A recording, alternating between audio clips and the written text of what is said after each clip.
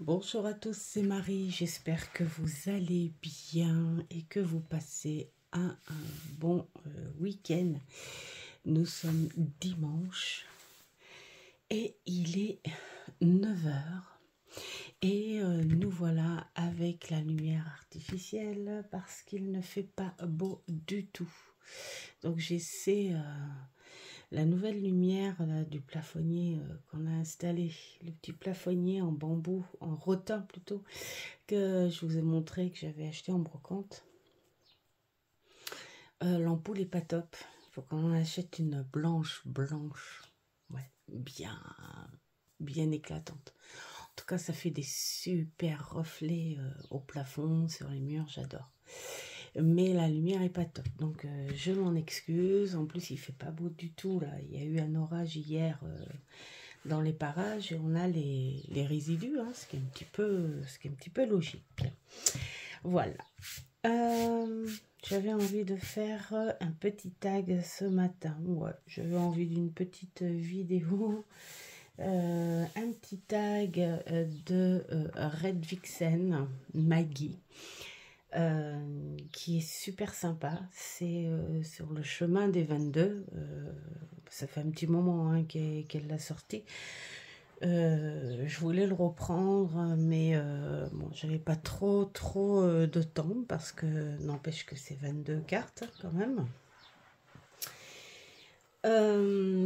Alors, si je me souviens bien, elle avait choisi minutieusement ses tarots où elle a choisi chaque arcane qui lui plaisait dans chaque tarot.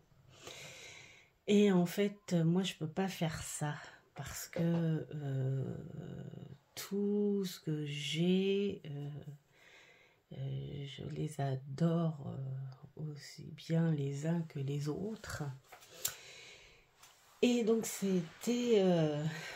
enfin, voilà, pour moi, c'est très difficile de faire des choix. Donc, je vais plutôt sur le mode aléatoire. Donc, du coup, j'ai fermé les yeux et puis j'ai passé ma main dans chaque étagère. Et hop, je me suis arrêtée sur un jeu. Et sans ronchonner, parce que de toute façon, depuis que j'ai fait le tri de ma cartothèque, tous les jeux que j'ai, je les aime. Donc voilà. Donc j'ai pris chaque jeu de cette façon-là. Et j'ai fait 1, 2, 3, 4, 5 tas de 4 jeux. Et puis une petite colonne de 2 jeux pour faire les 2 dernières. Et que j'ai pris vraiment aléatoirement aussi. C'est-à-dire que j'ai pas choisi spécifiquement le fou pour tel jeu. Enfin voilà. J'ai pris au hasard là aussi. Avant de commencer, parce que sur le chemin des 22, bien sûr, on est sur le chemin des 22 arcanes majeures. Et le tarot, même si on en connaît les bases et les structures à force de... Voilà, enfin quand on travaille avec, hein, le tarot s'adapte à toi, à qui tu es, à ce que tu penses, il s'adapte à la situation et il s'adapte à toute chose. C'est pour ça qu'il est éternel. C'est ça sa magie au tarot. Il est éternel dans tout et dans tout à chacun. Donc bien sûr quand on connaît les bases c'est bien, mais on se limite pas à ça parce qu'il te parle en fonction de plein d'ouverture de la vie et de personnalité. Voilà, je dis ça parce qu'en fait dans chaque carte que je vais vous présenter, évidemment je vais vous présenter une facette, juste une facette de mon ressenti. C'est-à-dire que vous n'aurez pas peut-être forcément les bases d'origine, dans ce que je vais vous expliquer. C'est surtout ce que j'en ressens, voilà, une facette de ce que je ressens de chaque carte, qui ne sera pas forcément du même avis pour beaucoup, qui sera peut-être du bon avis pour certains. Et c'est ça la magie du tarot aussi, c'est que il s'adapte, pas peu, à l'unique personne que tu es. Donc, ne voyez pas de fausses notes dans ce que je vais vous dire. Voyez juste mon propre ressenti. Car le tarot, pour moi, n'est pas... n'a pas de fausses notes. Voilà. Alors, on va commencer. Alors, ce que je vais faire, je vais prendre les cartes par 4, hein, voilà, comme ça. Et puis, je vais vous montrer le jeu que j'ai pris en même temps, mais je ne vous déballe pas le jeu, hein, je vous montre juste la boîte, d'accord?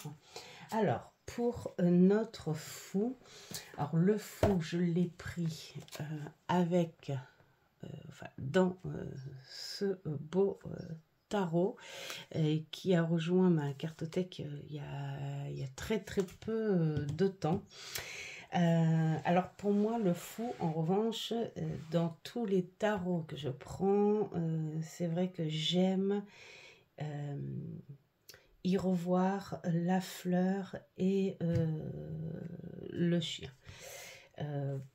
Parce que pour moi, ce sont deux éléments qui sont très importants pour le fou, où la fleur, bon, pour moi, c'est un signe de pureté et de protection. Et puis le chien, pour moi, c'est un petit peu la conscience. La conscience, un petit peu le Jiminy Cricket dans Pinocchio, hein. Voilà. Alors pour moi, le fou, c'est un personnage qui cache son jeu. Pour moi, le fou, c'est un personnage très intelligent, qui contrôle sa naïveté. Voilà. C'est quelqu'un qui, comment dire, a vécu une éducation quand même, hein. Il n'est pas de naissance. Il a vécu une éducation qui est là dans ses bagages, et c'est un personnage qui peut être, on va dire aussi curieux, aventurier, ça c'est clair, mais aussi rebelle. C'est merci les ancêtres, merci papa, merci maman, de m'avoir transmis certaines choses, mais ça ne me suffit pas. Je ne veux pas qu'on me dise, tu sais, moi j'ai vécu ça, il ne faut pas que tu le fasses. Pourquoi? Parce que si je t'écoute, moi, je ne pourrais pas vivre ça. Je ne pourrais pas donner mon propre avis à ça.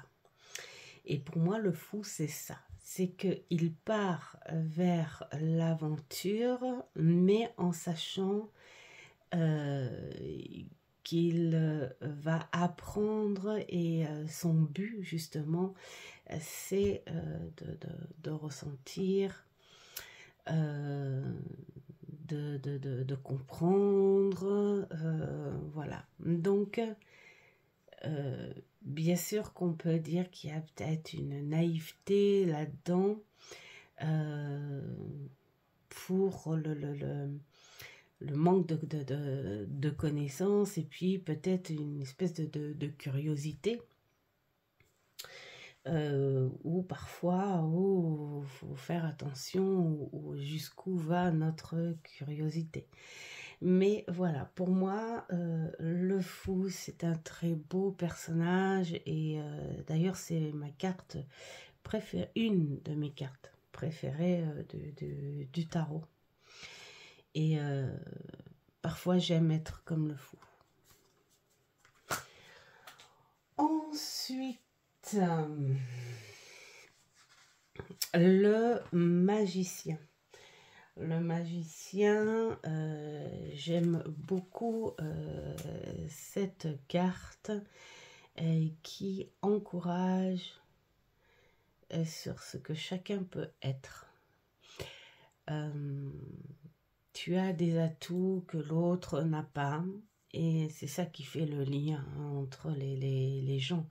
Tu apprends, tu t'inspires des autres, voilà, c'est ça la magie des choses, c'est que même si tu n'as pas appris, on va dire, sur un plan scolaire, voilà, et tu as appris autre chose de la vie, parce que la vie, ça n'est pas que ce plan scolarité, ouais.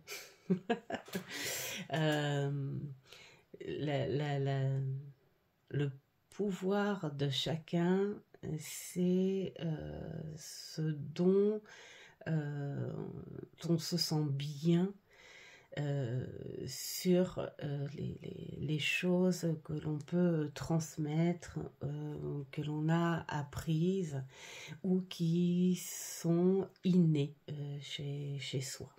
Voilà. Et pour moi, c'est une carte de confiance aussi, où tu peux encourager la personne à reconnaître ses capacités et ce qu'elle peut faire. Elle peut faire beaucoup. Voilà, c'est pas parce qu'elle n'a pas fait des études scientifiques qu'elle ne sert à rien. Tout le monde sert à quelque chose. Tout le monde peut apporter quelque chose. Des exemples, des conseils, voilà. Même, j'ai envie de dire, entre guillemets, le plus feignant peut apporter quelque chose. Par exemple, de voir sa feignantise et de voir dans quel état il est, eh bien, il t'apporte une leçon de vie. Genre, d'accord, moi je ne serai pas feignant comme lui parce que j'ai pas envie d'être dans cette situation. Vous voyez, et même lui a le pouvoir de te donner une leçon. Voilà. Bref, le magicien, pour moi, c'est le pouvoir et la confiance voilà, que tu peux avoir. Et de te retrouver une conscience à ça. La prêtresse. Alors là, c'est joli parce que là, elle s'appelle la prêtresse. Normalement, c'est la grande prêtresse. Mais cette personne, elle a beaucoup de choses de magiques. Elle est puissante dans le sens où on parle beaucoup de secrets, de silence. Avec cette personne, c'est une âme, on va dire, une âme visuelle. Hein, voyez ce que je veux essayer de dire. On n'est pas dans une connexion invisible, ces âmes subtiles. Pour moi, la grande prêtresse, d'ailleurs là on le voit, on part sur le savoir très naturel. C'est comme si elle était née comme ça, tout simplement. je parle de personnes physiques. Quand on a la grande prêtresse comme ça, pour moi, c'est que c'est le moment d'intervenir pour que tu prennes conscience ou pour que tu saches quelque chose. On parle de choses cachées, de secrets, mais c'est pas vraiment des choses cachées. Ce sont des choses stockées dans son savoir ou de par sa bienveillance, elle t'annonce, elle te délivre ces choses-là qu'au bon moment, quand c'est nécessaire, qu'au besoin. C'est chez elle que tu vas chercher un peu la vérité. Et pour moi, c'est le genre de personnage qui te dit, tu sais, il y a plein de choses à savoir. J'ai la connaissance en moi. Mais ça sert à quoi que tu saches tout d'un coup, là, comme ça parce que si tu sais tout, ça sert à rien, tu ne peux pas vivre. Moi, je suis là pour te guider. C'est une connexion à la fois spirituelle et rationnelle. Et elle te délivre ce qu'il faut au moment où il faut. C'est positif, on est, voilà, ça peut être des délivrances, de guérison avec elle. Hein. Voilà, et ce qu'il faut savoir pour cicatriser, tout simplement.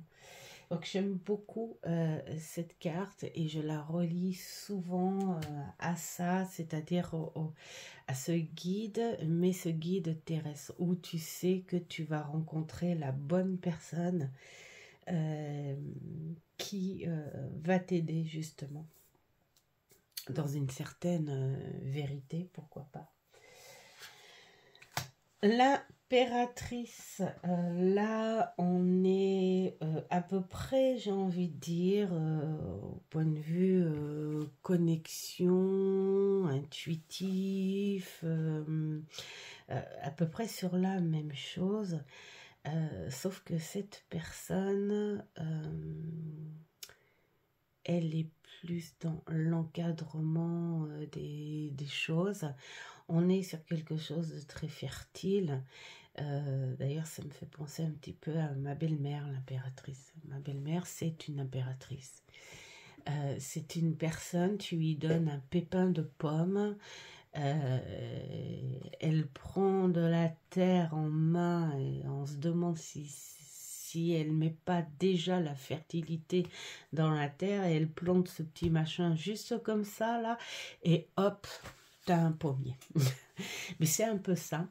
Elle a un péché chez elle où elle a juste mis le noyau là comme ça. Moi non, ça marcherait jamais ce truc là.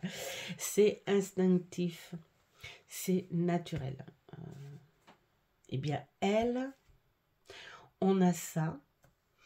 On a ce côté très angélique de bienveillance et qui est là pour te dire ne t'inquiète pas. Si tu sais être respectueux et si tu es dans la bienveillance, tout ce que tu feras sera bon. Mais attention, attention, ne mérite pas. Enfin, ne mérite pas. Hein. Ne me mets pas dans le mensonge. Ne me trahis pas parce que je t'enlèverai cette bienveillance. On est sur une personne qui finalement n'est pas un petit peu comme la tempérance dans l'entre-deux. Pour moi, c'est une personne, c'est elle donne tout ou elle te retire tout. D'où cette abondance L'abondance, elle peut être dans les deux sens.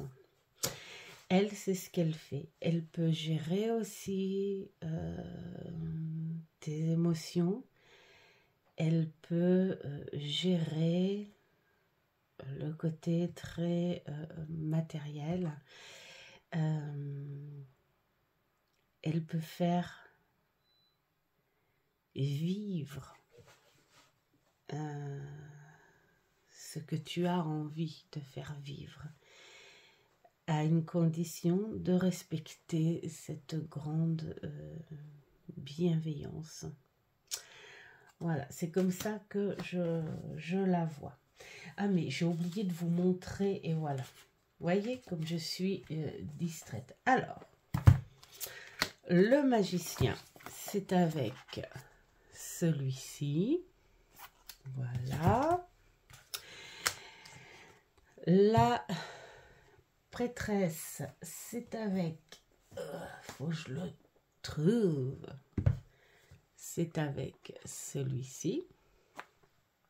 Voilà. D'ailleurs, je vais les remettre en place parce que sinon, ça ne va pas le faire. Et l'impératrice, c'est avec celui-ci. Voilà, voilà. Alors, voilà pour les 4 premiers. Les 4 à suivre. Les 4 à suivre, nous avons l'empereur. Alors, pour moi, l'empereur, j'y vois pas vraiment de grandes complications. Il est net, propre et carré. Voilà. Hein. Pour moi, il apporte une force, la force et la confiance que tu as de mal. Mais pour moi, c'est quelqu'un, l'empereur, qui te pousse plus.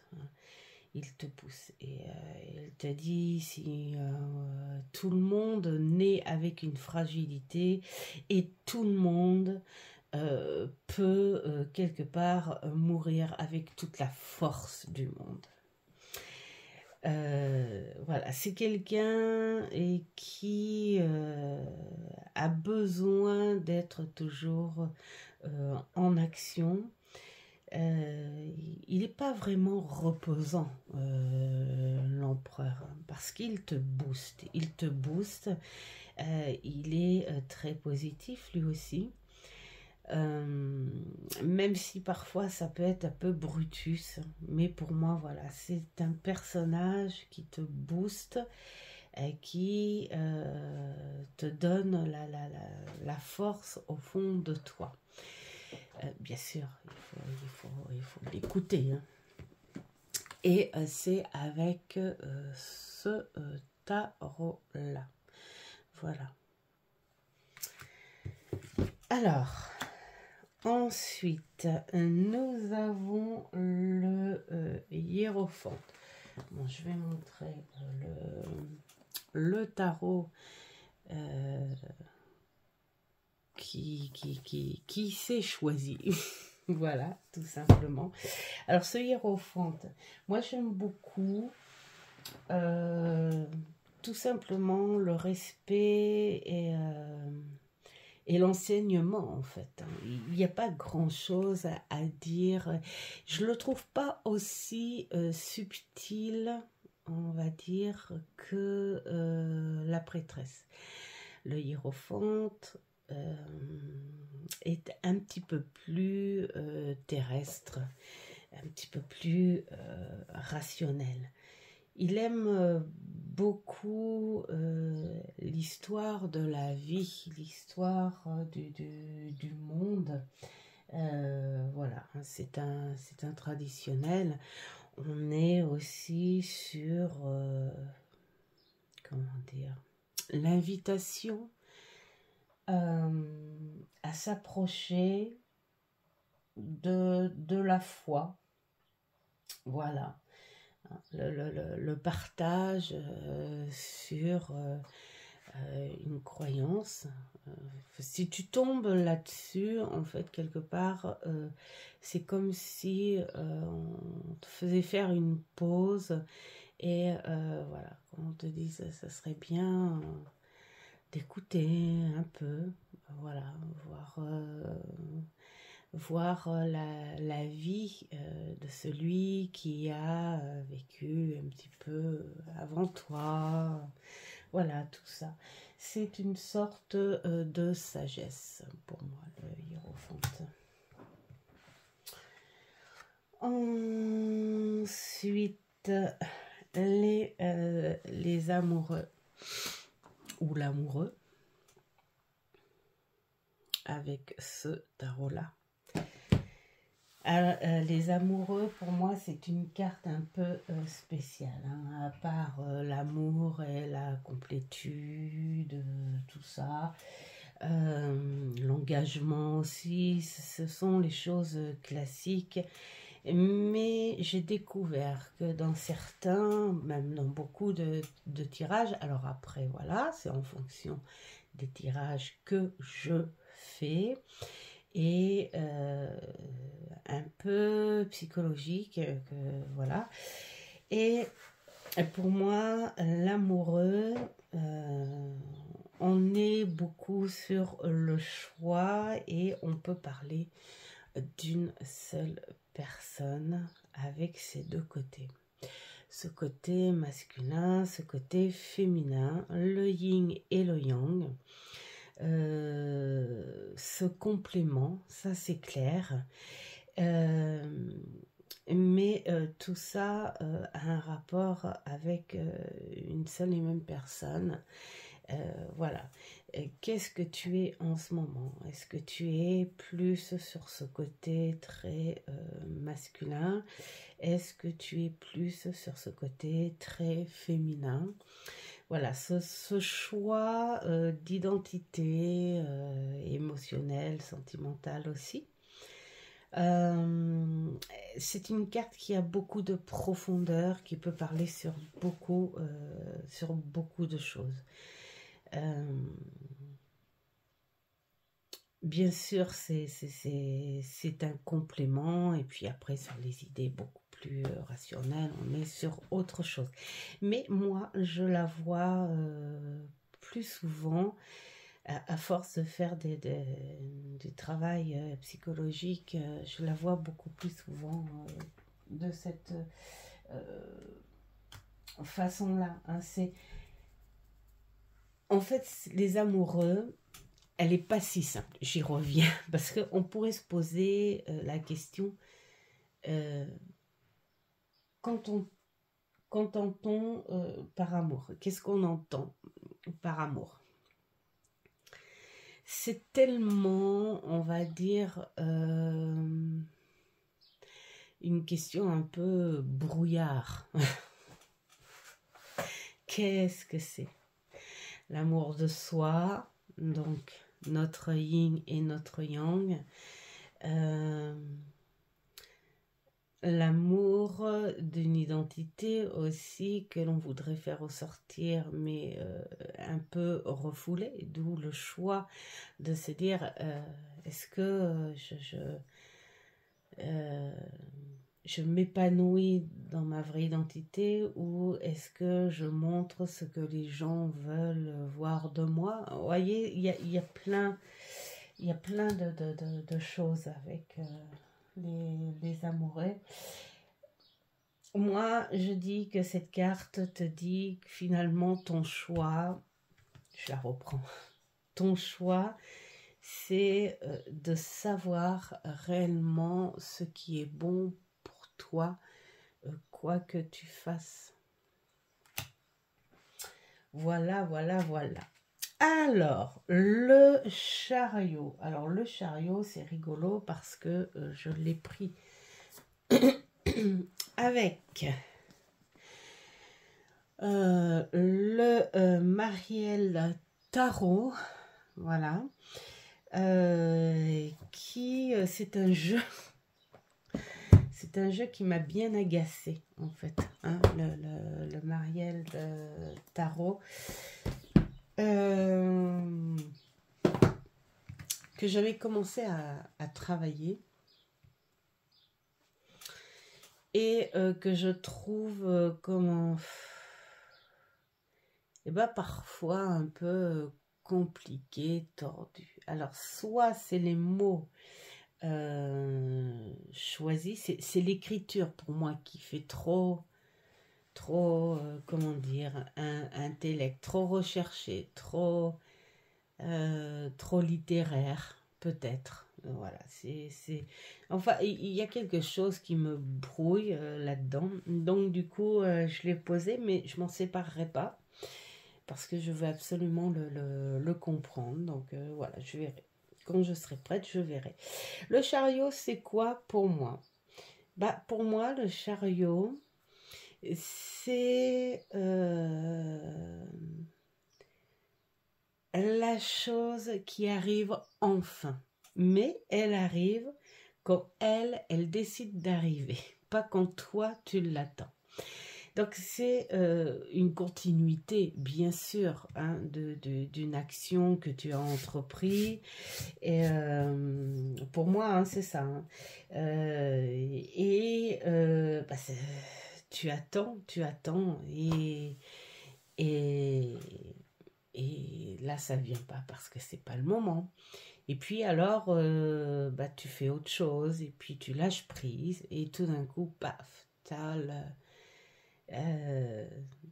le résultat, la réponse, enfin voilà ce que tu attendais qui se déclenche, mais qui se déclenche avec d'autres choses, bien sûr, à accomplir et à finir. Et là, c'est la bousculade. C'est équilibrer l'action et la réflexion en même temps, c'est équilibrer tout ça avec la vitesse, c'est voilà, c'est la bougeotte, mais on y va. Le chariot, pour moi, c'est la carte qui te permet de faire ressortir ce dont tu n'as pas l'habitude et qui peut te surprendre, hein, mais dans le bon sens, hein, qui peut te dire, tu vois, tu es capable. Tu es capable d'être actif, tu es capable de penser et mettre sur table à la fois.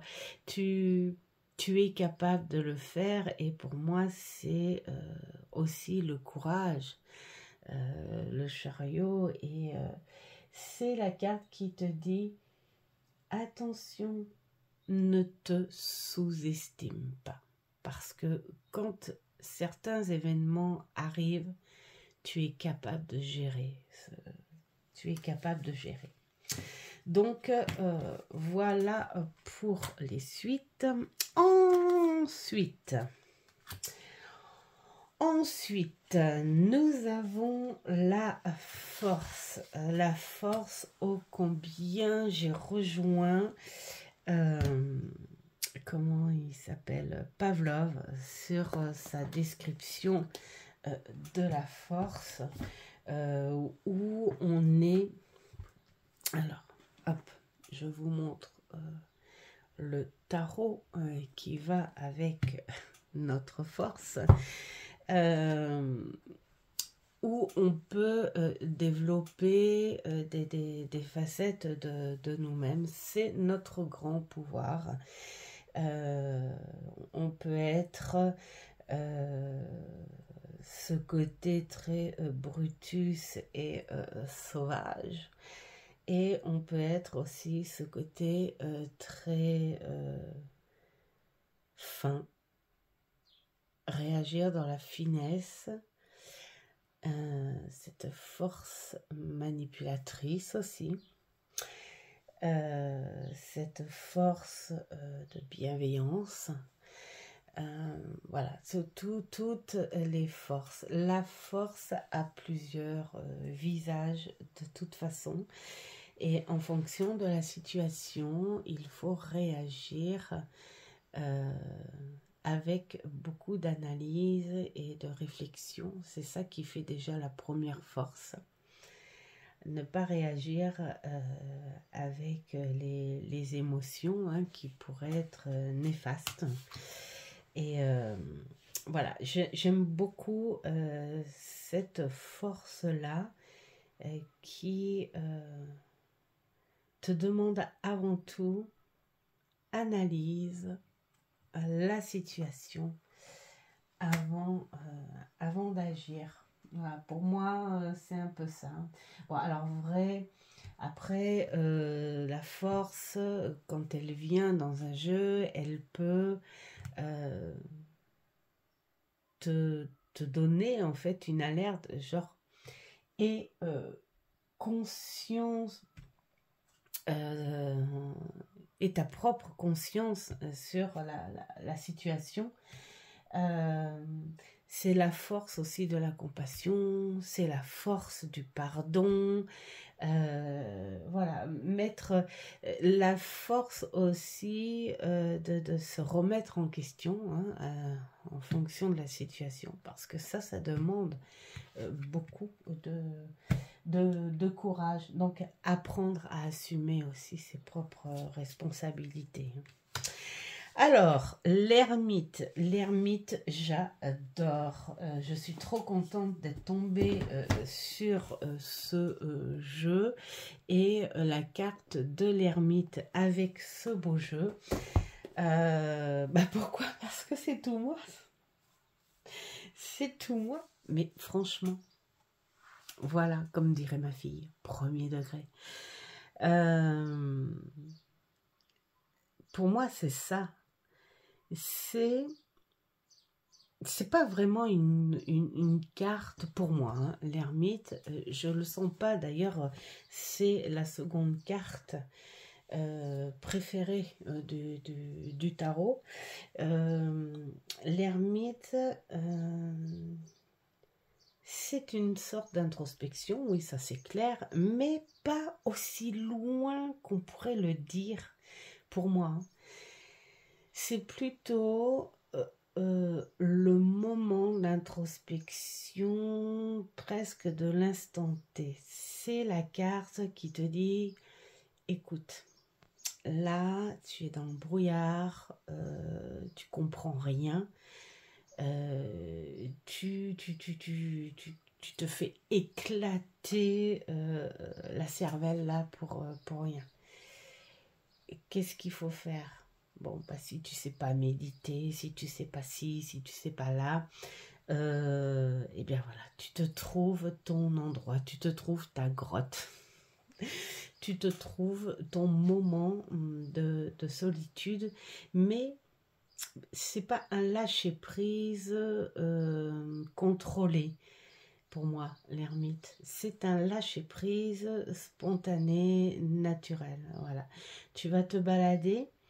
Eh bien, tu vas pas te balader spécialement pour te vider la tête pour réfléchir à cette situation. Parce que là, ça veut dire que tu es encore en conscience à vouloir penser à la situation. Vous voyez ce que je veux dire?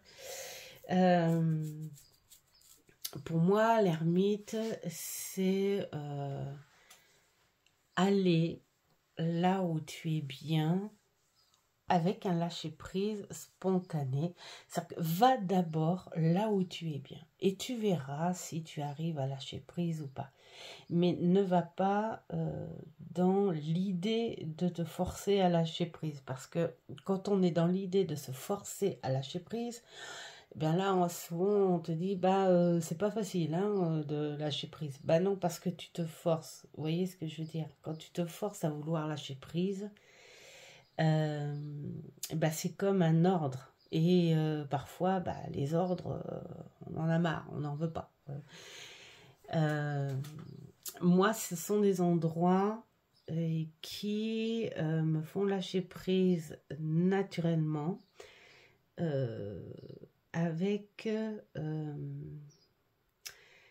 parfois des réflexions sur quelque chose, mais pas de l'instant T. Des choses auxquelles, bah, mettons, j'ai décidé de laisser tomber parce que j'en ai pas les réponses et tout. Et puis hop, tout d'un coup, paf. Ah, tu te dis, ah mais oui, c'est vrai, c'est ça, c'est ça. Vous voyez, récupérer les énergies de ces endroits-là pour qu'elles t'apportent de la nouvelle air, de l'oxygène propre, des énergies. Voilà, c'est tout ça. Et puis alors, j'adore ce côté-là. On a l'écume qui représente pour moi la légèreté, la douceur. On voit le sens, enfin, la plage qui atterrit là, qui s'approche, voilà, qui s'échoue sur le sable, et puis alors la lumière ici, hein, voilà, qui est là encore pour apporter de l'énergie. J'adore cette carte, et là je crois que c'est un coquillage qu'il a, ce coquillage que tu pourrais mettre à l'oreille et juste écouter son chant. Moi j'adore, j'y suis déjà, l'ermite.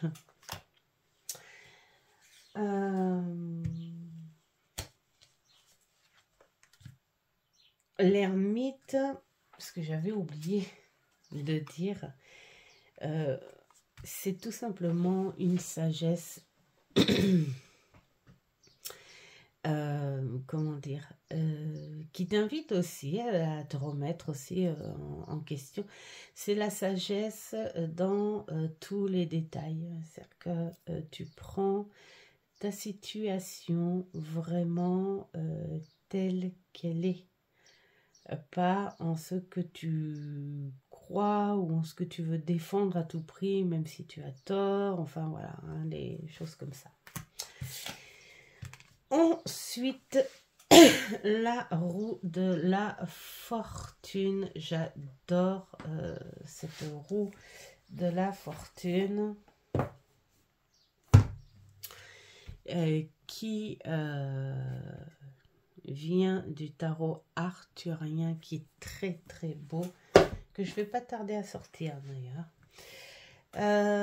J'aime cette roue comparée au Raider parce que c'est le temps.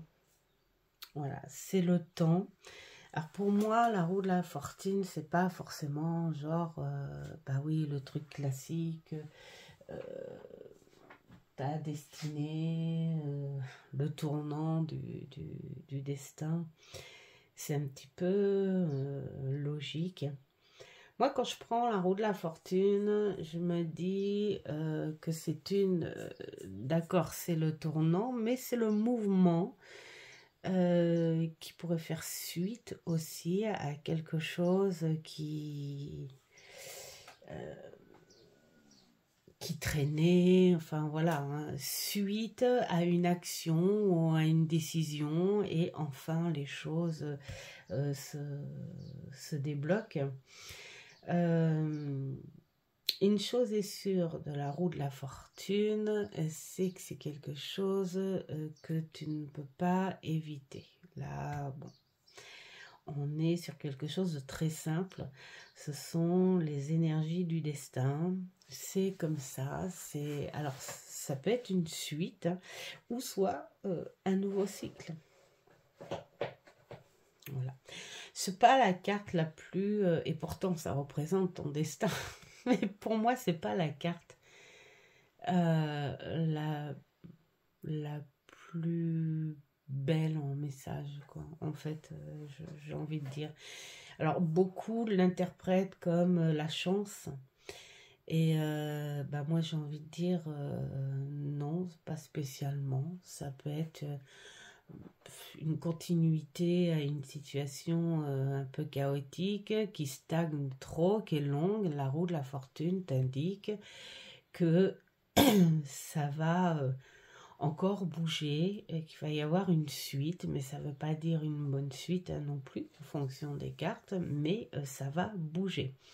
Après, il faut savoir que chaque situation, bien sûr, est éphémère, bien sûr, mais elle t'indique pas forcément le bon issue. Hein. Là, on te dit que ça va peut-être bouger, ça va peut-être se terminer, ça c'est clair, mais c'est pas sûr que ça se termine comme tu le veux, par exemple. Ça, il faut l'accepter, c'est le destin.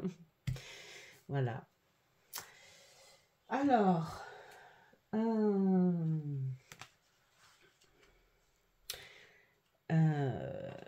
la justice. Bah, la roue de la fortune, je reviens dessus. Bien sûr que c'est un tournant du destin aussi, ça peut être aussi quelque chose de bon. Hein. J'ai pas envie d'avoir des commentaires genre, ouais non mais attends la roue de la fortune c'est pas que du vilain, mais non pas du tout, mais c'est pas que du bon, c'est ce que je voulais expliquer en fait. Alors la justice, pas la justice pour moi, alors bien sûr on a ce superbe tarot, le tarot Camelot, j'adore, je l'adore ça, je m'en sers beaucoup en revanche quand j'ai des amis qui adorent. Voilà, hein, voilà, pour faire des guidances dans la super bonne ambiance. La justice, pour moi, on est un peu... Bah, c'est le savoir, c'est le droit, c'est la droiture, c'est l'équilibre, c'est l'harmonie aussi. Que ce soit bon ou mauvais. Alors là, j'aime bien parce qu'il a les lois dans la main, alors que la justice des riders, c'est l'épée, hein, elle tranche. Bon, après, j'ai envie de dire, on n'a pas besoin d'une épée pour montrer que c'est ferme, c'est net, c'est droit, voilà. Les lois aussi sont bien. Voilà, ce sont les écrits, on ne peut pas aller contre les écrits, hein, c'est comme les commandements en fait, hein, quelque part. Voilà, donc on fait ce qui est juste. Hein, la pensée objective, une communication essentielle aussi hein, pour comprendre et puis pour pouvoir avoir le résultat de ce qui se doit. Voilà, et puis aussi prendre la responsabilité de ses propres choix. Voilà. Allez, on passe à l'autre partie. Alors, c'est lequel celui-là? Oups, le pendu. Alors, le pendu, c'est avec celui-ci. Je l'adore, ce tarot, parce qu'il est un petit peu pas comme les autres. Mais moi, je vais parler du pendu en général, pas du pendu de ce tarot, d'accord. Pour moi, le pendu, c'est une pleine conscience. Voilà, tout simplement. On est sur quelque chose où tu as besoin aussi d'une pause. Tu sais, c'est un peu le pendu, tu prends le sac et puis hop, tu secoues pour que tout tombe. Hein, voilà, pour faire le tri après. C'est un peu ça.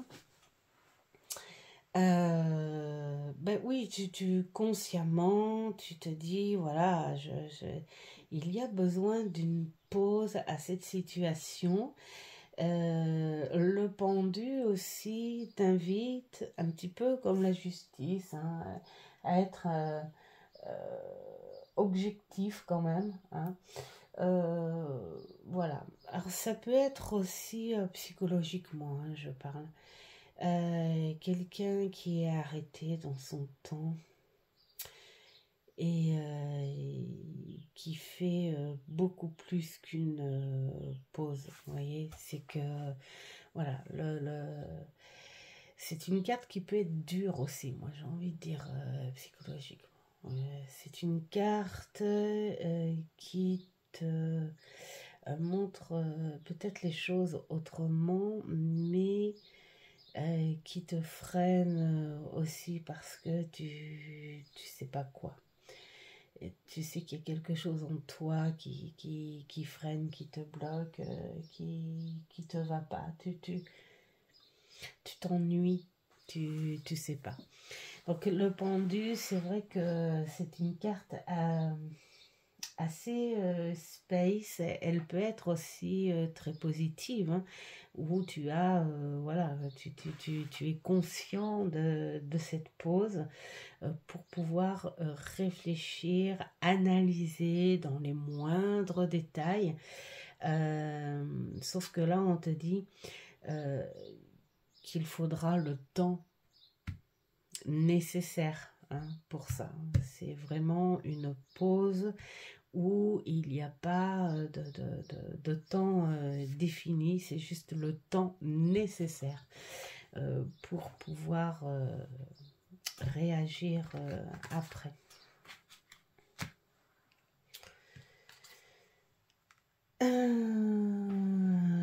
La mort. La mort. Et c'est lui qui est venu pour la mort. Bah, la mort, pour moi, elle est nette et propre. Après, voilà, tout va dépendre des gens, mais là, je parle pour moi. Pour moi, c'est la fin, point barre. En tant que professionnel, bien sûr, on s'est adapté à une cartomancie évolutive où les gens, ils n'aiment pas parler de ce qui est néfaste. Voilà. C'est vrai qu'avant la cartomancie, on était plus sur un côté saltimbanque, cirque. Même j'ai vu voilà, sur les histoires de Mademoiselle Lenormand où la mort c'était pas forcément une fin de situation, une fin de cycle et tout. La mort c'était la mort, point barre.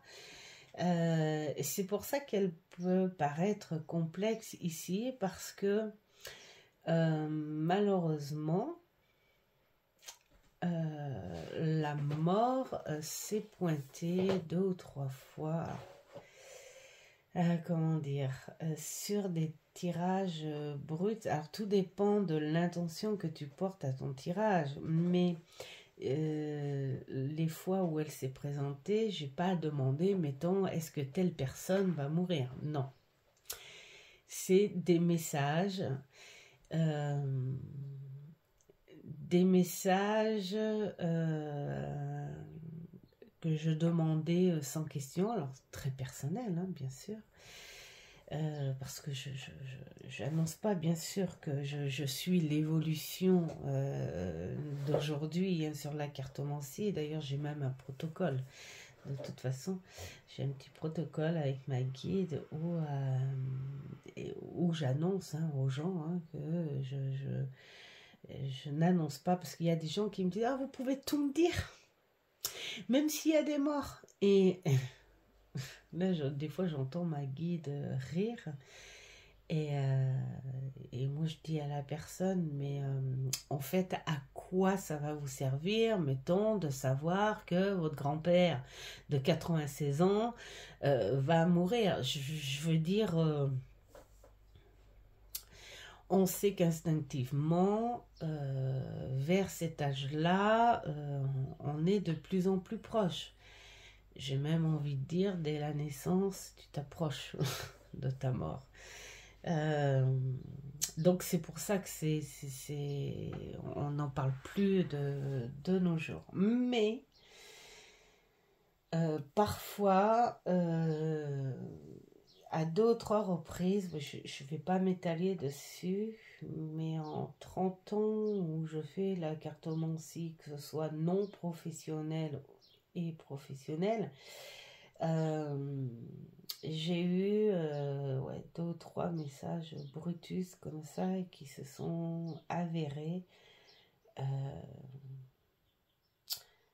vrai, divinatoire, voilà. Mais c'était dans une logique, en fait. Voilà, donc pour moi, la mort, c'est en plus la troisième carte préférée du tarot. Parce que je la prends dans sa réalité, dans ses énergies naturelles. Voilà, c'est tout simplement la fin. Elle est là, elle arrive, c'est le moment. Alors après, bah, c'est suivant ta situation, hein. Il y a le lac Circe qui représente bien la fin et hop, le renouveau. Je pense que dans la cartomancie contemporaine, si on fait ça, c'est pour rassurer la personne. Tu meurs, ou c'est un peu biblique aussi, tu meurs, tu renais de tes cendres. Donc voilà, pour moi, la mort. Ensuite, la tempérance. Ah, la tempérance. J'adore la tempérance. La tempérance, en fait, c'est la carte, la seconde carte pour moi qui est très spirituelle. Et la tempérance, elle te montre ta maîtrise,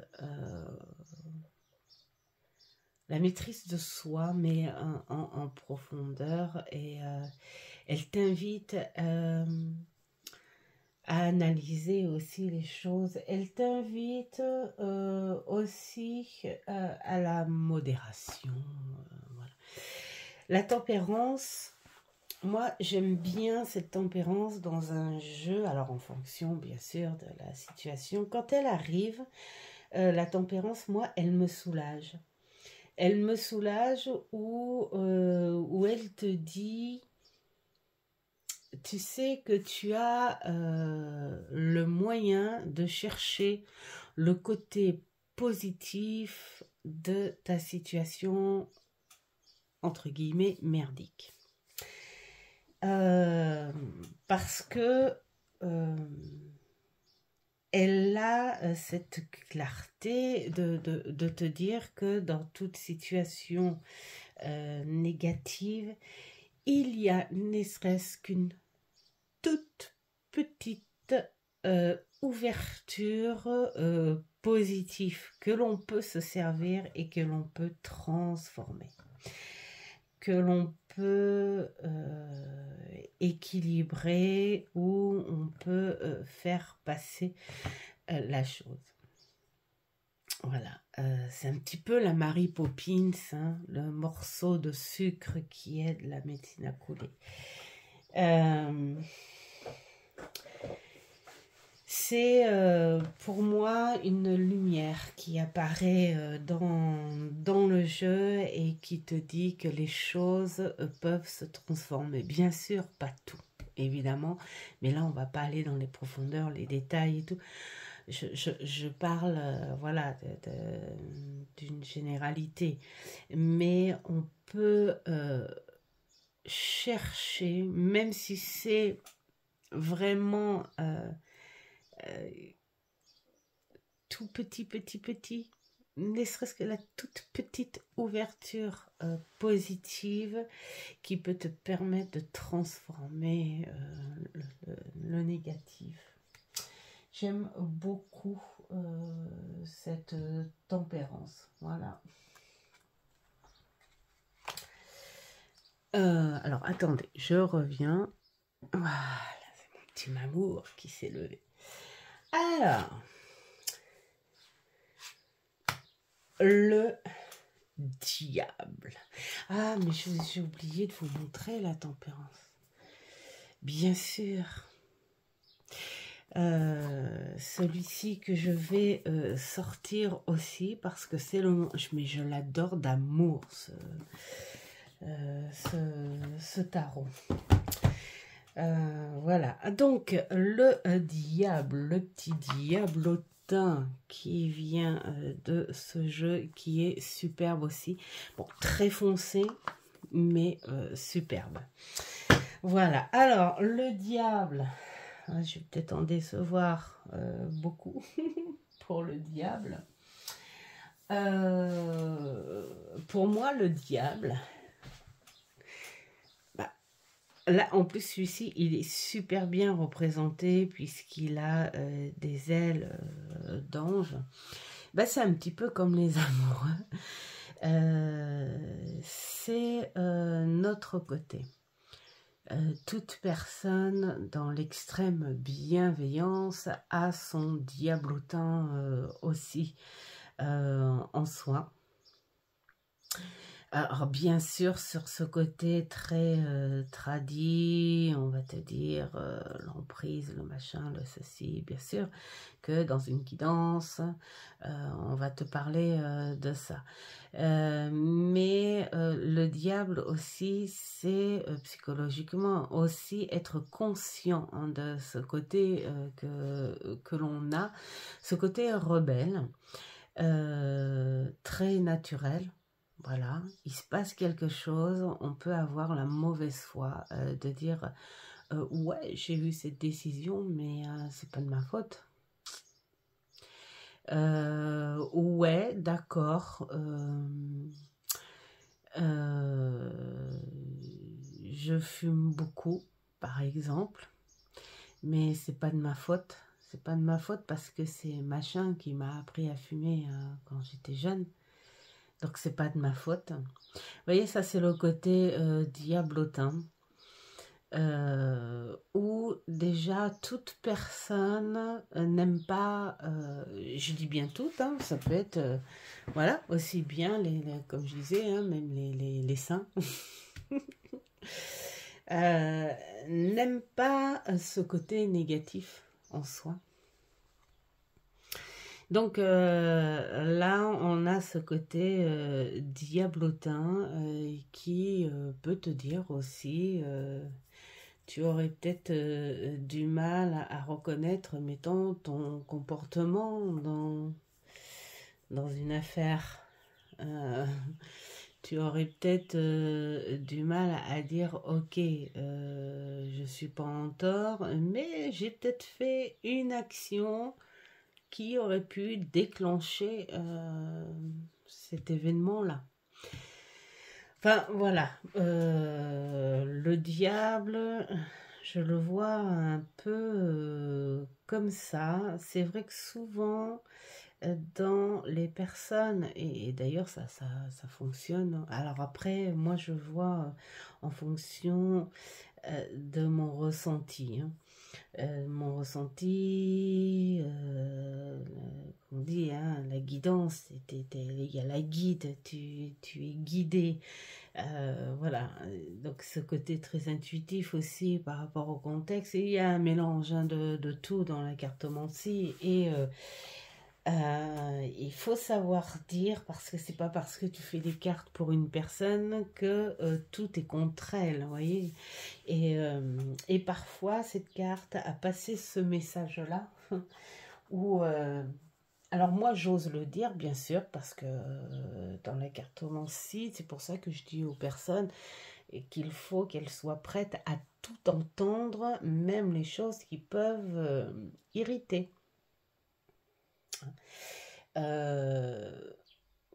Parce que c'est pas parce que le diable sort que c'est forcément contre cette personne. Ça peut être aussi la personne qui est de mauvaise foi. Là, j'ai eu le cas, enfin, je ne vais pas le dire parce que voilà, je suis quand même, je dis pas non, hein, c'est juste une partie d'un exemple où la personne, alors quand je dis la personne, c'est une personne, hein, que ce soit féminin ou masculin, voilà. Parler, et ce diable est sorti et instinctivement, mais je parle instinctivement, J'ai mes yeux qui se sont fixés sur son regard. Et j'ai ma guide qui me fait... me dis pas que tu ne vois pas. Et en fait, si. Il disait des choses, bien sûr, qui étaient très poignantes et où il fallait vraiment s'y intéresser, enfin, pas s'y intéresser parce que tu es obligé, hein, avec les consultantes, t'y intéresser, évidemment. T'es à l'écoute, c'est obligé. Mais là, ça demandait une concentration supplémentaire, ça demandait quelque chose. Voilà, il y a un truc qui me gênait, ça demandait quelque chose. Et quand j'ai regardé cette personne, je lui ai dit, il va falloir qu'on soit franc par rapport à ce que vous me dites. Et je lui ai dit, on va être franc, je suis obligée de vous le dire de toute façon, parce qu'en plus j'avais ma guide qui insistait. Et je dis, vous êtes... vous fumez, quoi. Et là, il s'est mis à rougir. Et il fait, mais comment vous savez ça? Et je dis, oui, mais là, il faut être honnête. Et vous voyez, c'est le diable. C'est le diable qui me l'a dit. C'est le diable qui a dit, d'accord, ok, il va falloir prendre en réflexion tout ce qui s'est dit parce que cette personne ne dit pas tout et on ne peut pas, en fait, quelque part, trouver de solution ou passer au travail qu'on pourrait faire, si c'est possible à faire, bien sûr, si on n'a pas tout, voilà. C'était son petit côté diablotin, à vouloir cacher, parce que pour lui, c'était pas important, en fait, hein, ou c'est peut-être parce qu'il avait un peu honte. Mais voilà, hein, le côté diablotin, pour moi, c'est ça. C'est pas une carte, pour moi, en soi, négative.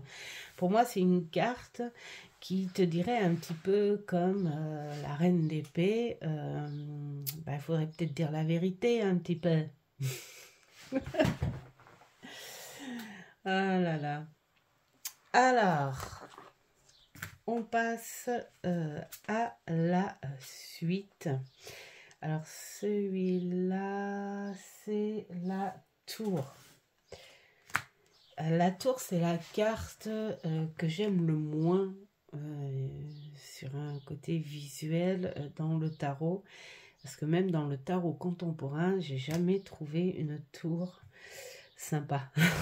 Je sais pas pourquoi. Donc, ça appartient à ce beau tarot qui est génial à travailler. Alors, la tour, moi, je trouve qu'elle, par contre, c'est un très, très beau message. Déjà, la tour t'invite à assumer ce qui va se passer. Où tu as commencé petit sur des bases solides, ça c'est clair, hein. Mais après tu as voulu plus loin, plus vite, voilà, tu as pris la grosse tête, mettons, tu as voulu le pouvoir, tu as voulu le beurre et l'argent du beurre. Voilà, sans peut-être te préoccuper des petits détails. Voilà, tu as sauté trop d'étapes. Alors, dans ces étapes que tu as sautées, tu as peut-être pas rencontré les personnes qu'il aurait fallu que tu rencontres, ou tu as rencontré peut-être des mauvaises tu as fait peut-être des mauvaises rencontres. Enfin voilà, tout ça, ce sont des perturbations, les dommages collatéraux en fait, hein, quelque part. Hein, ces événements d'extérieur, mais qui ont un lien avec ta façon d'avoir fait les choses, les décisions prises, voilà, tout ça, tout ça. Donc la tour, quelque part, elle te dit, ça y est. Et pour moi, la tour, c'est pas un événement brutal qui arrive d'un coup. Pour moi, c'est plutôt un événement qui, enfin, arrive où il fallait t'y attendre, voilà. Pour moi, c'est un peu ça, la tour. Hein. C'est comme quelqu'un qui se tait, voilà, hein, qui se fait, mettons, écraser par d'autres personnes. C'est un exemple. Hein. Et puis il se tait, il se tait, il se tait, il se tait, il se tait. Et tout d'un coup, paf, la soupape éclate et voilà, c'est pétage de plomb et on gueule souvent pas sur la bonne personne en plus. Pour moi, la tour, c'est un peu ça. Ce sont des événements, des décisions que tu fais, ça accumule, ça accumule. Peut-être qu'autour de toi, on te dit attention, mais non, ça tient, ça tient, ça tient. Attention, mais non, oh, ça. Et puis paf, et là, c'est vrai que le truc soudain, c'est que tu te dis, mais pourquoi? Pourquoi? Tout allait bien. Pourquoi? Parce que on t'a dit très souvent, attention. Et toi, tu ne l'as pas entendu parce que tu avais ton idée, tu étais renfermé dans ton idée, tu étais renfermé dans ta vision et tu voulais aller très vite. Voilà. Pour moi, la tour, c'est un peu ça. Bien d'autres choses, bien sûr. Hein, mais voilà, comme je disais au début, je dis uniquement une version, une facette de ce que je pense de chaque carte. Et bien l'étoile, l'étoile pour moi, là je dis encore, d'ailleurs qui vient de ce magnifique tarot que j'adore, il chante quand tu le brasses, et tout, et tout, et tout. L'étoile, je l'associe toujours à cette réflexion, la nuit porte conseil. Pour moi, l'étoile, elle a, comme la grande prêtresse et la tempérance, ce côté mystique, ce côté connexion sur ton esprit, ton âme, l'invisible, enfin tout ce qu'on veut, sur ces énergies que tu ressens fortement. Hein. Et puis ça, c'est depuis la nuit des temps, hein, où tu as plein de choses. Donc la nuit porte conseil, ou oh regarde l'étoile filante fait un vœu. Parce qu'on a cette croyance, c'est même pas une croyance limitante, c'est que on sait, peut-être inconsciemment pour beaucoup ou consciemment pour d'autres, qu'il y a des énergies extérieures dont on est lié. Bien sûr que scientifiquement, on sait ce que c'est qu'une étoile, comme dirait Dolly Parton dans un film avec Stallone, tu te prends pour une étoile, mais remarque, pourquoi pas, une étoile, c'est jamais qu'une boule pleine de gaz. Mais c'est la lumière. C'est la lumière et l'espoir. Et pour moi, l'étoile, voilà, c'est le message que tu pourrais avoir en toute simplicité. En toute simplicité. C'est si tu n'arrives pas à voir les choses, ou si tu trouves les choses terrestres beaucoup trop lourdes en ce moment, lève la tête. et un regard vers ce ciel bleu, nuit, et vois ces lumières-là. Voilà, elle t'apporte l'espoir. Voilà, pour moi, l'étoile, c'est ça. Ensuite, je crois que c'est la lune. La lune. Alors moi, la lune, qui vient de ce superbe jeu que j'adore, que j'ai découvert grâce à Audrey Pacquerette. J'adore cette chaîne, Audrey Pacquerette. La lune, j'aime beaucoup cette carte. Alors, c'est pas une de mes préférées, mais c'est une carte pour moi de plein de sources d'énergie. Alors bien sûr, on va dire les choses cachées, on va dire les rêves, on va dire la pleine lune, on va dire, voilà, toutes ces choses-là. Mais la lune, pour moi, d'ailleurs, j'en parlais hier avec, en conversation avec Pauline, maman liseuse, qui a ouvert récemment sa petite chaîne. Et on en parlait des effets de la lune. Et pour moi, c'est aussi prendre conscience d'un certain pouvoir que tu peux avoir en ces périodes lunaires. Hein. On se sent parfois aigri, on se sent d'une excitation incontrôlable, on peut se sentir aussi d'une créativité débordante, ou on peut aussi être écrasé par des émotions saoulantes, mais à un point pas possible. Voilà, et c'est là que tu t'aperçois finalement si tu as tout ce genre de comportement ou ressenti que toi-même tu ne peux pas gérer parce que tu dis je sais pas pourquoi, je pleure, je sais pas pourquoi. Et là tu découvres que c'est la pleine lune par exemple et tout. Et finalement tu t'aperçois que tu as un pouvoir.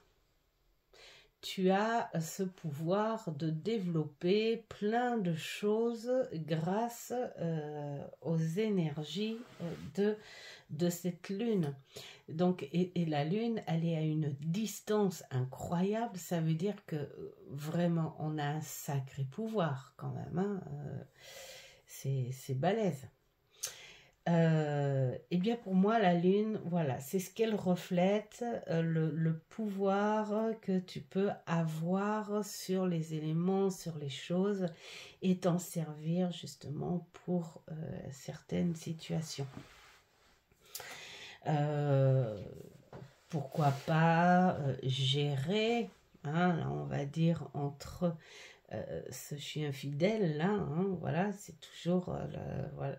Et tout d'un coup d'être un peu plus sauvage, avec un instinct beaucoup plus développé.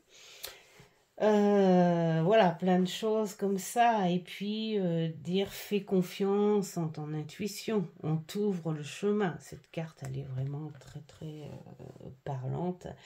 Alors les choses cachées, tout ça, je m'intéresse plus au pouvoir qu'elle apporte plutôt que voilà, les fameuses choses cachées. Voilà, c'est pas, je le vois pas dans ce sens-là, moi. Voilà. Après, je la vois bien aussi dans les rêves aussi, hein, tout comme l'étoile, la lune. Le soleil. Le soleil, pour moi, c'est la carte. Alors, je dis bien pour moi, encore. C'est la carte la plus simple en soi. avec ce magnifique tarot.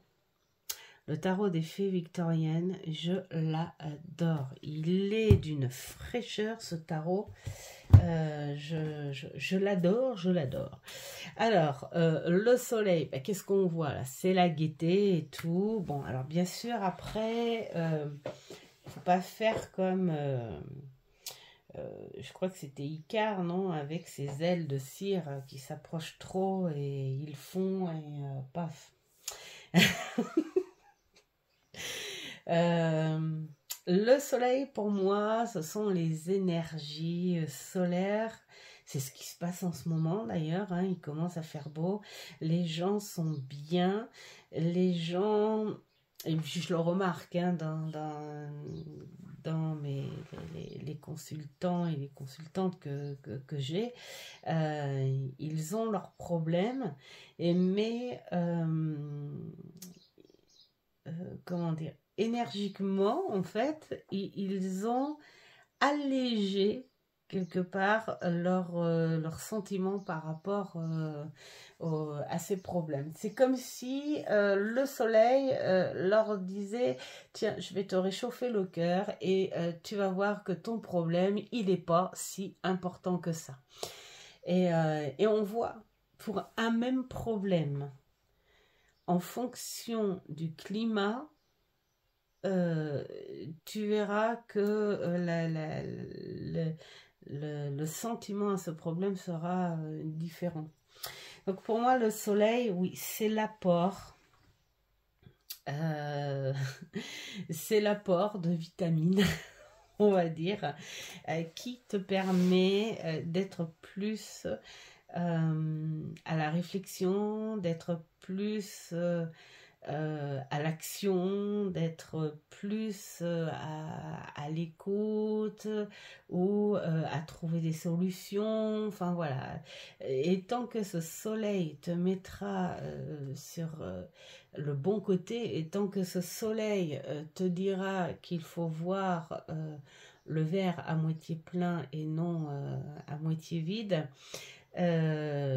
tu arriveras au but voulu.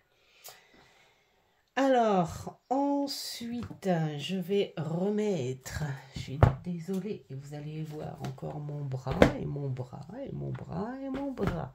Voilà, donc les deux dernières, tiens, je vais les poser ici, là, comme ça, voilà. Le jugement. Alors le jugement, c'est avec ce superbe tarot que j'ai découvert aussi sur la chaîne d'Audrey Paquerette, décidément. Le jugement, j'aime beaucoup. Le jugement, c'est la carte qui te dit... faudrait que tu te remettes en question et que tu assumes. Voilà. Assume ce que tu as fait, assume ce que tu as déclenché, assume ton comportement, assume qui tu es. Alors tout ça, ça peut être dans le bon sens ou dans le mauvais sens des choses. En tout cas, c'est assume ce que tu es avant de juger chez les autres qui pourraient être ton miroir, déjà, j'ai envie de dire. Pour moi, à partir du moment où tu juges les défauts chez les autres, c'est les défauts que tu as toi et que tu reflètes chez les gens. Et comme tu ne veux pas te l'assumer à toi, bien tu le cherches chez les autres, comme ça... Voilà, en faisant des réflexions aux autres, tu te fais des réflexions à toi. Mais c'est pas le bon truc. Le bon truc, c'est d'assumer ce que tu es. Pour moi, c'est ça. Et quelque part, le fait d'assumer ce que tu es, d'assumer ce que tu fais aussi, d'assumer tes décisions, d'assumer quoi, tout simplement, c'est le mot-clé pour moi. Et pour moi, c'est une espèce de libération, c'est une liberté, C'est une liberté qui n'est pas payante, qui n'est pas taxée. C'est une liberté en soi qui est purifiante aussi, parce que plus tu t'assumes, plus tu avances avec beaucoup plus de confiance et moins tu vois tes défauts chez les autres. C'est-à-dire que si tu as quelqu'un qui ressemble un peu à ce que tu es, ben, tu l'acceptes et tu la comprends mieux parce que tu sais que toi-même, vous voyez ce que je veux dire. Donc voilà, se réévaluer de temps en temps. Moi, j'aime bien de temps en temps réévaluer des choses dans divers contexte, hein. Ça peut être, oui, bah, se réévaluer soi-même en disant, wow, je me souviens à telle époque, comment j'ai pu faire ça? Mais oui, en fait, ou alors ça, ah, j'ai toujours pas travaillé ça, je suis toujours en problème avec ça, je sais pas quand est-ce que j'y arriverai. Mais voilà, reconnaître encore tes blocages, voilà. Il faut savoir aussi faire du nettoyage, j'ai envie de dire. C'est-à-dire, si tu as des croyances bloquées, des choses dont tu ne crois pas, mais qu'on t'a, comment dire, euh, où tu as été éduqué là-dedans, en fait, et tu veux pas t'en détacher parce que c'est tes parents qui te l'ont appris, puis tes parents sont encore là, et puis tu veux pas les vexer. Moi, je dis de temps en temps, le jugement, elle t'apporte aussi ce message-là. Si tu faisais un petit peu de nettoyage et de te dire, moi, j'ai jamais cru en ça, mettons, et pourquoi là, j'assumerais pas ce truc-là? Pourquoi je fais croire, hein, mettons, aux personnes qui m'ont éduquée que je suis OK avec ça alors que je ne le suis pas. Voilà, c'est un peu ça aussi le message. Euh,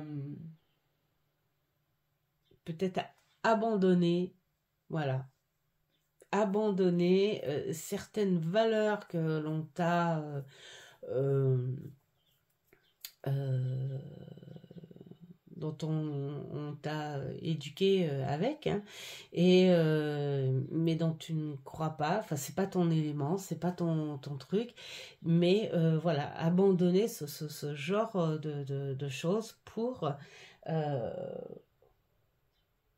assumer en fait tes propres valeurs. Voilà, c'est plein de choses comme ça, le jugement. Moi, j'aime bien, voilà. Euh, alors par contre, c'est la carte qui te dit, c'est analyser les choses qui sont en règle. C'est pas de l'autocritique, c'est pas à se blâmer non plus, c'est pas, voilà, c'est toute personne, déjà ça revient un petit peu au yin et yang, hein, j'en parle beaucoup du yin et du yang, mais c'est un peu ça, moi j'adore cette philosophie, c'est qu'en fait, on est fait tous de plein de choses, bonnes, pas bonnes et tout, on est juste à la recherche de ce qui nous convient, tout simplement. Donc, assumer juste ce qui nous convient, mais sans s'auto-critiquer, parce que ça ne sert à rien, puis c'est idiot. Et puis, bah, sans non plus s'amuser à juger l'autre. Même si on n'est pas d'accord sur certains trucs, ça c'est clair. Et puis, il n'y a rien de méchant à dire, ouais, bof. Mais quand je parle de jugement, c'est vraiment les critiques puissantes, pas sympas, quoi. Voilà. Allez, la dernière, le monde. Le monde, je l'adore, je l'adore. Donc, avec ce superbe tarot où il n'y a pas longtemps qu'il a atterri dans la cartothèque. Et pour moi, bah, le monde, ce sont des choses que tu as vécues, que tu as ressenti en bien ou en mal.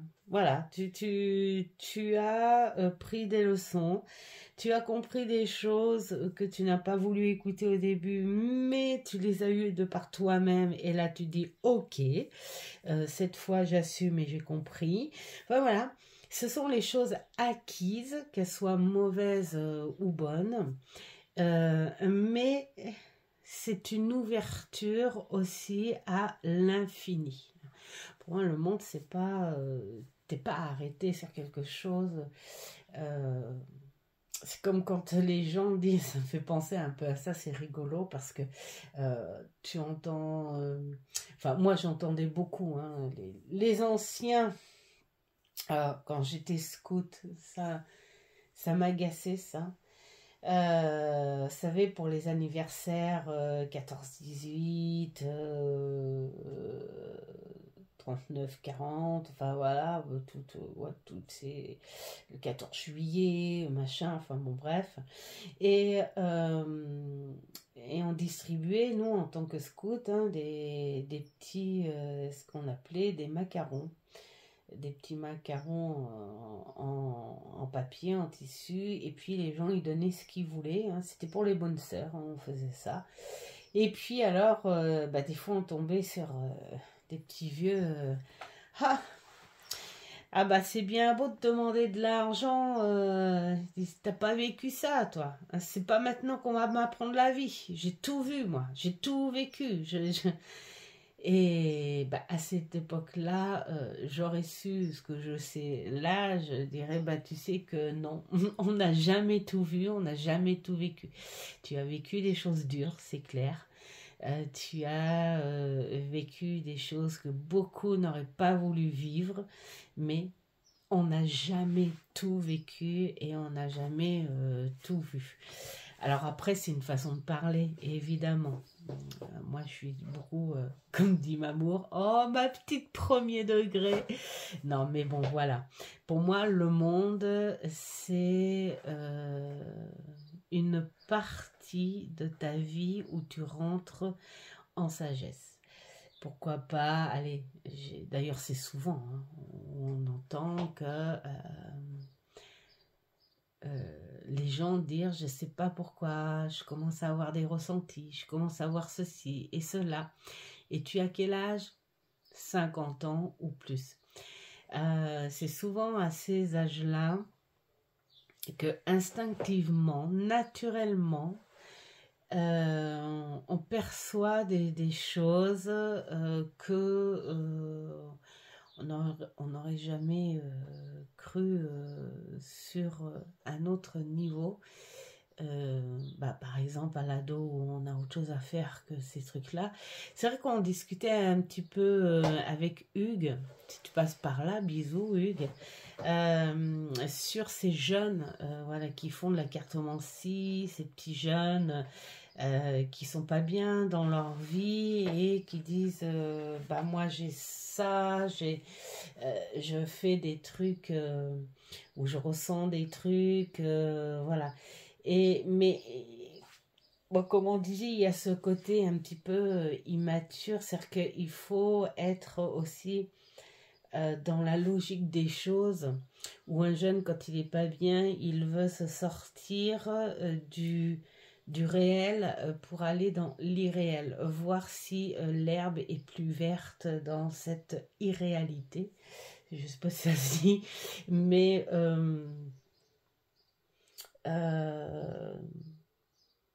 pour moi, la sagesse et les choses entrent vraiment à un certain stade de ta vie. C'est ce que représente le monde. Tu es arrivé à un stade de ta vie où tu, tu peux te permettre d'avancer en fonction de ce que tu as appris. Alors, bien sûr, hein, avec bonne ou mauvaise foi, ça, hein, c'est à chacun son truc. Mais voilà, pour moi, c'est ça.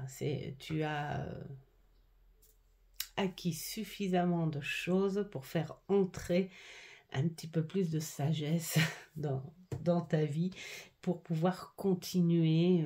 Tu as d'autres ouvertures, différentes, mais d'autres ouvertures. Voilà pour le chemin des 22 et ce que j'en pense, enfin une facette bien sûr, hein, parce que sinon on aurait pour 3 heures, et là, déjà 1h30 hein, les amis. Je vois toutes les nanas qui ont repris le tag, il y en a pour 10 minutes, un quart d'heure, une demi-heure, moi j'arrive, paf, 1h30. Ouais, ça va falloir que je prenne la carte du jugement pour dire Marie, tu parles un peu trop vite. Un peu trop long plutôt, pas trop vite, mais tu parles un peu trop beaucoup. En tout cas, merci beaucoup Maggie pour ce tag, parce que c'est vrai, c'est un partage. C'est aussi l'idée de ce que chacun, nous les passionnés, hein, on se donne pour les cartes du tarot. Et ça, je trouve ça génial. Et ce qui montre bel et bien que le tarot s'adapte à ce que tu es. Et voilà. Et je vous souhaite plein de bonnes choses. Faites ce qui est bon pour vous. Et je vous dis ciao, ciao.